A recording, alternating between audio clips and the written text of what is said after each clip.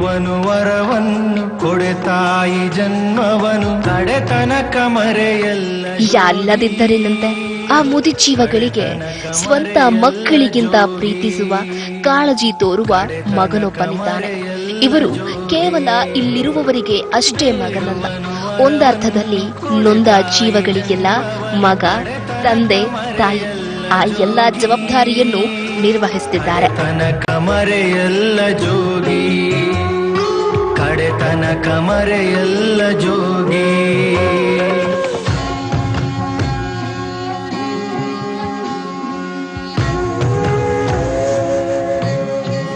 ಹೀಗೆ ತನ್ನ ತೊಡೆ ಮೇಲೆ ಅಜ್ಜಿಯನ್ನ ಕೂರಿಸಿಕೊಂಡು ಮುದ್ದಾಡ್ತಿದ್ದಾರಲ್ಲ, ಇವರ ಹೆಸರು ಚಿರಪರಿಚಿತ. ದೇಶ ಮಟ್ಟದಲ್ಲಿ ಖ್ಯಾತಿ ಹೊಂದಿದವರು, ರಾಷ್ಟ್ರ ಮಟ್ಟದಲ್ಲಿ ತನ್ನ ನಿಷ್ಕಲ್ಮಶ ಸೇವೆಯಿಂದ ಗುರುತಿಸಿಕೊಂಡವರು. ದಾರಿ ಮೇಲೆ ಬಿದ್ದು ಚರಂಡಿಯಲ್ಲಿ ಹೆಣವಾಗಿ ಹೋಗ್ತಿದ್ದ ಅದೆಷ್ಟೋ ನಿರ್ಜೀವಿ ತರಹದ ಜೀವಗಳನ್ನ ಕರೆದುಕೊಂಡು ಆಶ್ರಯ ನೀಡಿದವರು. ಹೆಸರು ಆಟೋ ರಾಜ.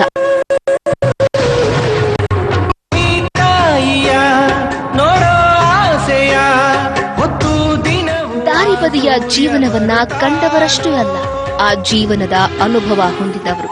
ಹೀಗಾಗಿ ಇಂದು ಅದೆಷ್ಟೋ ತಾಯಂದಿರಿಗೆ ಆಟೋ ರಾಜ ಮಗ. ಬೆಂಗಳೂರಿನ ಹೆಬ್ಬಾಳ ಹತ್ತಿರದ ಕೊತ್ತೂರು ಬಳಿ ವೃದ್ಧಾಶ್ರಮವನ್ನ ಕೇವಲ ಹೆಸರಿಗೆ ನಡೆಸ್ತಿಲ್ಲ, ಮಕ್ಕಳಿಂದ ದೂರವಾದ ಅದೆಷ್ಟೋ ತಾಯಂದಿರಿಗೆ ಆಶ್ರಯ ತಾಣ ಇದಾಗಿದೆ. ಇಲ್ಲಿ ಅದೆಷ್ಟೋ ಜೀವಗಳಿಗೆ ತುತ್ತಿನ ಮುತ್ತು ನೀಡುತ್ತಿದ್ದಾರೆ. 7,000 ಅನಾಥರು, ನಿರಾಶ್ರಿತರ ಜನರು, ಭಿಕ್ಷುಕರು ಬೀದಿಯಿಂದ ರಕ್ಷಣೆ ಮಾಡಿದ್ದೀವಿ. 7,000 ಜನ. ಅದರಲ್ಲಿ 3,600 ಜನ ಮನಶಾಂತಿಯಿಂದ ತೀರ್ಕೊಂಡಿರ್ತಾರೆ. ತಿಂಗಳಿಗೆ 10-20 ಜನ ಸಾಯ್ತಾರೆ. ಅಂಥವರೇ ನಾವು ತಗೊಳ್ತಾ ಇದ್ದೀವಿ. ಬೆಂಗಳೂರು ಮಹಾನಗರಿಯಲ್ಲೊಂದೇ ಅಲ್ಲದೆ ರಾಜ್ಯ ಅಂತರ್ರಾಜ್ಯಗಳಿಂದ ಬಂದವರನ್ನು ತುತ್ತಿಟ್ಟು ಸಲಹುತ್ತಿದ್ದಾರೆ ಈ ಆಧುನಿಕ ಮಾನವತಾವಾದಿ. ಪ್ರತಿದಿನ ಇವರ ಆಶ್ರಮಕ್ಕೆ ಕನಿಷ್ಠ ಅಂದ್ರೂ 2-3 ಆತಿಥೇಯರ ಆಗಮನ ಗ್ಯಾರಂಟಿ. ಮಾನಸಿಕ ಸ್ಥಿಮಿತ ಕಳೆದುಕೊಂಡವರು, ಮನುಷ್ಯತ್ವವನ್ನೇ ಕಳೆದುಕೊಂಡು ಕಾರಲ್ಲಿ ತಂದು ಅರ್ಧ ದಾರಿಯಲ್ಲೇ ಬಿಟ್ಟು ಹೋಗೋ ಕಟು ಮಕ್ಕಳ ಕೇಡಿನ ಕೆಲಸಕ್ಕೆ ತುತ್ತಾಗುವ ತಾಯಂದಿರ ಕಂಗಳಲ್ಲಿ ಹೊಸ ಕನಸೊಂದು ಕಾಣುವಂತೆ ಸಾಕ್ತಿದ್ದಾರೆ ದಿ ಗ್ರೇಟ್ ಆಟೋ ರಾಜ.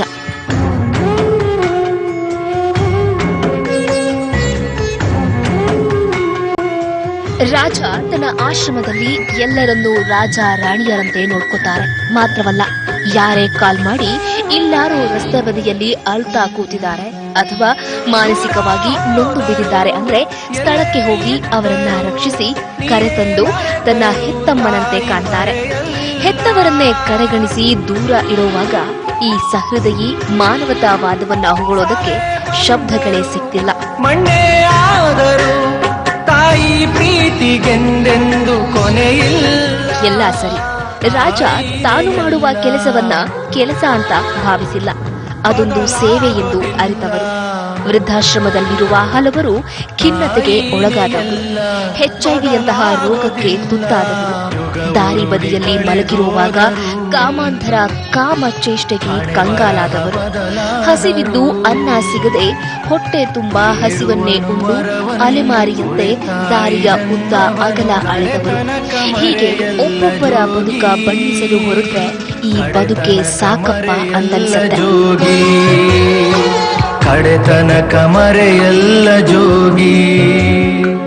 ಮಕ್ಕಳನ್ನ ಹೊತ್ತು ಪ್ರಪಂಚದ ಬೆಳಕ ತೋರಿಸಿ ಈಗ ತಾವೇ ಜಗತ್ತಿನ ಅಂಧಕಾರದಲ್ಲಿ ಮುಳುಗಿರುವ ಜೀವಗಳೇ ಇಲ್ಲಿರೋದು. ನೋಡಿ ಪಾಪ, ಮ್ಯೂಸಿಕ್ ಹಾಕಿದ್ರೆ ತನ್ನನ್ನೇ ತಾನು ಮರೆತು ಕುಣಿತಾರೆ, ಹಾಡಿಗೆ ತಕ್ಕ ಹೆಜ್ಜೆ ಹಾಕ್ತಾರೆ. ಆದ್ರೆ ಈ ಜೀವಗಳಿಗೆಲ್ಲ ಕೊನೆ ದಿನಗಳಲ್ಲಿ ಕಾಡ್ತಿರೋದು ಕಷ್ಟಪಟ್ಟು ಕೈ ತುತ್ತು ತಿನ್ನಿಸಿದ ಕಂದಮ್ಮಗಳೇ ಕಾಲ ಕಸಕ್ಕಿಂತ ಕಡೆಯಾಗಿ ಕಂಡರಲ್ಲ ಅನ್ನೋ ಕೊರಗುಂದೆ.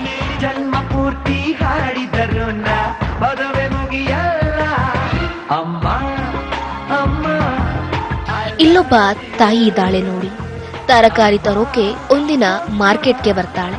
ತಲೆ ಸುತ್ತು ಬಂದು ಬೀಳ್ತಾರೆ. ಆಗ ರಾಜ ಬಂದು ಇವರನ್ನ ಕರ್ಕೊಂಡು ಹೋಗ್ತಾರೆ. ಮಗನಿಗೆ ವಿಷಯ ತಿಳಿದು ಆಶ್ರಮಕ್ಕೆ ಬರ್ತಾರೆ. ಆದ್ರೆ ಊನವಾಗಿರುವ ನಿನ್ನ ಕಾಲು ಸರಿಯಾದರಷ್ಟೇ ಮನೆಗೆ ಬಾ ಅಂತ ಹೋದವರು ಇನ್ನೂ ಕೂಡ ಇತ್ತ ತಲೆನೇ ಹಾಕಿಲ್ವಂತೆ. ಒಂದು ಪಾರ್ವತಿ, ಮಂಜು, ರಾಜೇಶ. ನಾನು ಶಿವಾಜಿನಗರ ಅಂಗಡಿಗೆ ಬಂದಿದ್ದೆ. ಅವಾಗ ಪಿಸ್ಕೊಂಡು ಬಿದ್ದೋಗ್ಬಿಟ್ಟಿದೆ. ಅವಾಗ ಇವರು ಎತ್ಕೊಂಡು ಬಂದು ಒಂದಿನ ಬಂದಿದ್ರು. ನಿನ್ ಚಂದಾಗ ಆಗಿದ್ರೆ ಮನೆಗೆ ಬಾ, ಇಲ್ಲಾಂದ್ರೆ ಬರಬೇಡ. ದುರಂತ ಅಂದ್ರೆ ಹೆತ್ತಮ್ಮ ಅನ್ನೋ ಕನಿಕರವನ್ನು ತೋರದೆ ಅಮಾನವೀಯ ಮಕ್ಕಳು ತಾಯಂದರನ್ನ ಆಶ್ರಮಕ್ಕೆ ತಂದು ಬಿಡ್ತಿರೋದ್ರಿಂದ ವರ್ಷದಿಂದ ವರ್ಷಕ್ಕೆ ಆಶ್ರಮ ತುಂಬ್ತಾನೆ ಇದೆ ಅಂತಾರೆ ರಾಜ. ಎಷ್ಟೇ ತಾಯಂದಿರು ನನ್ನ ಬಳಿ ಬಂದ್ರು ನನಗೆ ಖುಷಿ. ಆದ್ರೆ ಯಾವ ತಾಯಿಯೂ ಸಹ ವಯಸ್ಸಾಗ್ತಿದ್ದ ಹಾಗೆ ಮನೆ ಬಿಟ್ಟು ಎಲ್ಲೂ ಬರಲು ಇಷ್ಟಪಡಲ್ಲ ಅನ್ನೋದನ್ನ ಪ್ರತಿಯೊಬ್ಬ ಮಕ್ಕಳು ಅರ್ಥ ಮಾಡ್ಕೊಂಡ್ರೆ ಹೆತ್ತ ಕರುಳು ಕೊನೆ ದಿನಗಳಲ್ಲಿ ಸಂಕಟ ಪಡೋದು ತಪ್ಪತ್ತೆ. ಕುಟುಂಬ ಈ ವ್ಯಕ್ತಿ ಬೇಡ ಅಂತ ಬಿಟ್ಬಿಡ್ತಾರೆ. ಬೀದಿಯಲ್ಲಿ ಎಲ್ಲರಿಂದ ಎಲ್ಲ ಇದ್ದು ಕೂಡ ಅನಾಥರಾಗ್ಬಿಡ್ತಾರೆ. ಮಕ್ಕಳು ಇದ್ದು, ಸೊಸೆ ಇದ್ದು, ಹುಡುಗರು ಇದ್ರು, ಎಲ್ಲ ಇದ್ದು, ಗಂಡ ಇದ್ದು ಕೂಡ ಎಲ್ಲ ಇದ್ದು ಕೂಡ ಅನಾಥರಾಗ್ಬಿಡ್ತಾರೆ. ಕಾರಣ ಅಂದ್ರೆ 2-3 ಕಾರಣ ಹೇಳು ಆಗುತ್ತೆ. ರಾಜನ ಈ ನಿಸ್ವಾರ್ಥ ಸೇವೆಯನ್ನ ಸ್ಮರಿಸೋ ಕೆಲಸವೊಂದನ್ನ ನಾವಿಲ್ಲಿ ಮಾಡ್ತಿಲ್ಲ. ಬದಲಿಗೆ ರಾಜನ ಮೂಲಕ ಅವರಿಗೆ ತಾಯಂದಿರ ಮೇಲಿರುವ ಪ್ರೀತಿಯನ್ನ ನೋಡಾದ್ರೂ ನಿನಗೆ ಕಾಲ್ ನೋವಿದೆ, ಕೆಟ್ಟ ಕಾಯಿಲೆ ಇದೆ, ಕಡಿಮೆ ಮಾಡ್ಕೊಂಡ್ ಮನೆಗೆ ಬಾ, ಇಲ್ಲವಾದ್ರೆ ಎಲ್ಲಾದ್ರೂ ಹೋಗು ಅಂತ ಜರೆಯುವುದು ಏನಾದ್ರೂ ರಾಜನನ್ನ ನೋಡಿ ಕಲಿಯಲಿ ಅನ್ನೋದೇ ನಮ್ಮ ಕನವರಿಕೆ, ನಮ್ಮ ಕಾಳಜಿ. Hats off the great auto Raj.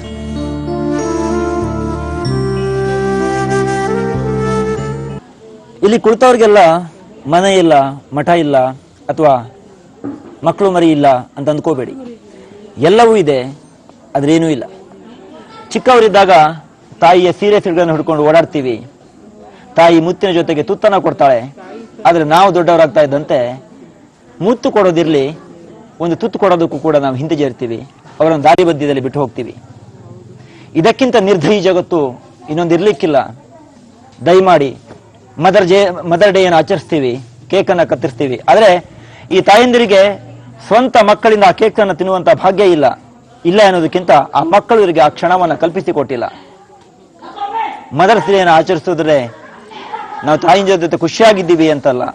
ಇವತ್ತು ಇಂಥ ಎಷ್ಟೋ ತಾಯಂದಿರಿಗೆ ಒಂದು ತುತ್ತು ಅನ್ನ ಕೂಡ ನಾವು ಕೊಡೋದಕ್ಕೆ ಆ ಮನಸ್ಸನ್ನ ಕಳ್ಕೊಂಡಿದ್ದೀವಿ. ಆದ್ರೆ ಜಗತ್ತು ಇಷ್ಟೊಂದು ನಿರ್ದಯಿನ ಅಂತ ಅನ್ಸತ್ತೆ. ದಯಮಾಡಿ ಇನ್ನಾದ್ರೂ ಮಕ್ಕಳು ವಯಸ್ಸಾಗ್ತಾ ಇದ್ದಂತೆ ಅವ್ರನ್ನ ದಾರಿ ಮಧ್ಯದಲ್ಲಿ ಬಿಟ್ಟು ಹೋಗಬೇಡಿ. ಅವರಿಗೆ ಒಂದು ತುತ್ತನ್ನ ಕೊಡಿ, ಅವರಿಗೆ ಇರೋದಕ್ಕೆ ಒಂದು ಸೂರನ್ನ ಕೊಡಿ. ಆಗ ನಾವು ಮಕ್ಕಳಾಗಿ ಹುಟ್ಟಿದ್ದಕ್ಕೂ ಕೂಡ ಒಂದು ಸಾರ್ಥಕ ಅನಿಸುತ್ತೆ. ಕ್ಯಾಮರಾ ಪರ್ಸನ್ ರಾಜ್ ಜೊತೆ ರವಿ ಶಿವರಾಮ್.